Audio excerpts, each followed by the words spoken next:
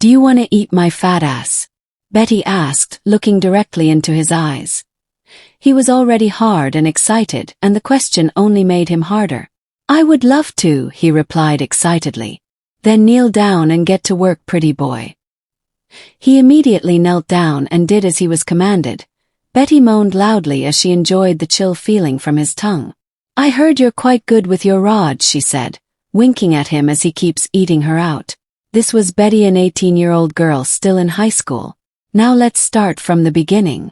In a small African town, lived Ruth and Peter with their 3 daughters, Bomba, Betty, and Cynthia.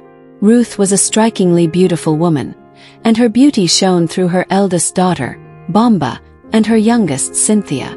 But Betty, the middle child, was different. She lacked the beauty that seemed to define her family, and from the moment she was born, she became the subject of ridicule.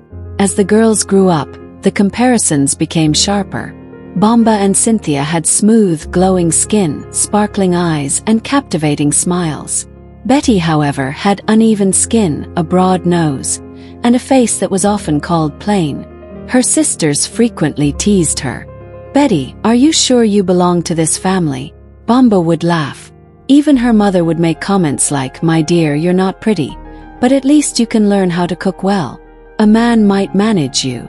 Betty's father, Peter, was her only source of comfort. He often scolded Ruth and the other girls for their harsh words. "Betty is a gift, just like her sisters," he'd say, holding Betty close. But his love alone wasn't enough to shield her from the constant mockery and the growing insecurity within her. By the time Betty was 16, her body began to change. Though she still didn't consider herself beautiful, her figure became strikingly unique.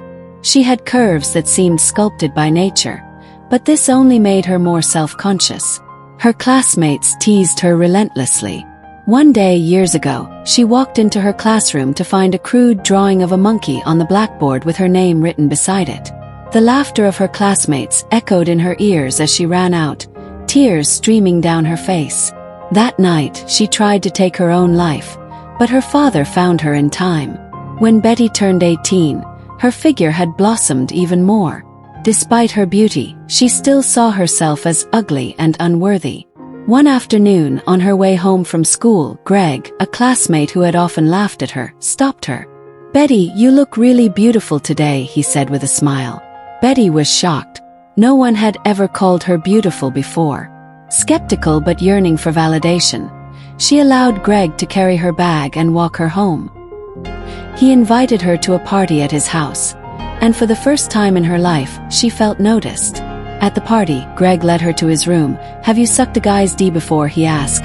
Betty had heard a lot about this sort of things, but she never imagined she would one day get a chance to try it with someone.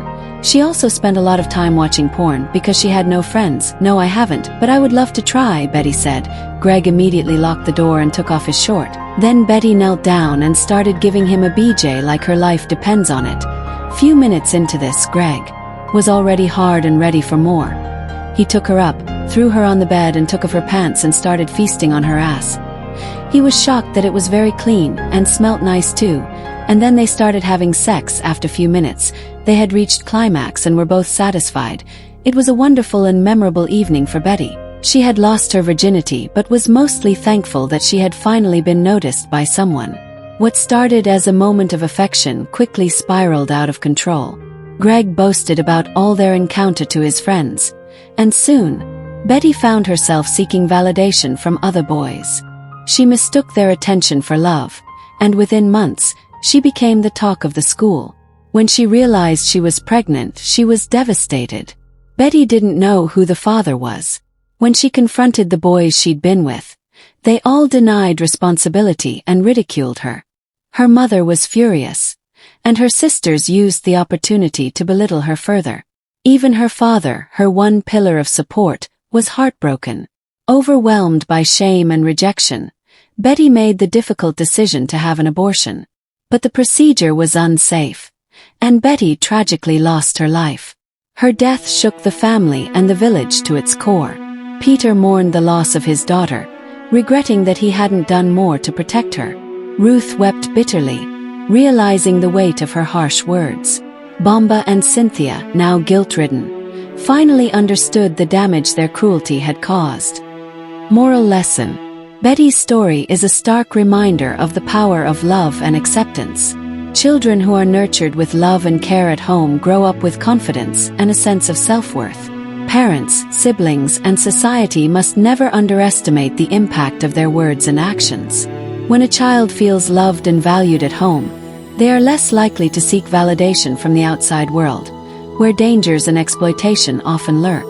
Let us learn to cherish and protect every child, regardless of their appearance or abilities, for every child deserves love, dignity, and respect.